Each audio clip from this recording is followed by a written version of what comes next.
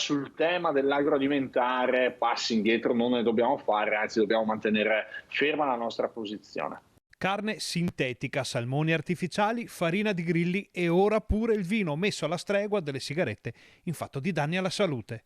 Dall'Europa sembra arrivare un vero e proprio attacco alla tradizione enogastronomica veneta, ma sono sempre di più i politici che avvertono: di qui non si passa. Il nostro territorio è abituato a ben altro. Dopo, io dico sempre, allora, se da un lato è giusto non avere il prosciutto sugli occhi e valutare se ci siano anche delle nuove forme di consumo che possono essere congeniali al nostro territorio, valutiamo, però chiaramente se il futuro si chiama insetti, farine ricavate dalle larve, allora penso che stiamo bene esattamente come stiamo. Per fortuna i veneti sono abituati bene dalla tavola alla cantina, grazie a un paniere di eccellenze invidiato a livello mondiale e a una tradizione molto radicata.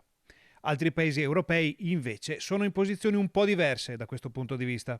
Nel nostro territorio siamo abituati bene, abbiamo eccellenze che derivano da saperi tramandati da generazioni e il problema è che in altri paesi invece la situazione è diversa. Il fatto è che, come sempre in questi casi, bisogna mediare fra le esigenze di culture molto diverse fra loro. Ragionare e fare una media tra i desideri, le aspirazioni, gli interessi di 27 Stati membri a volte fa sì che purtroppo a livello nazionale dobbiamo portarci a casa delle direttive o dei regolamenti che poi ci piacciono poco.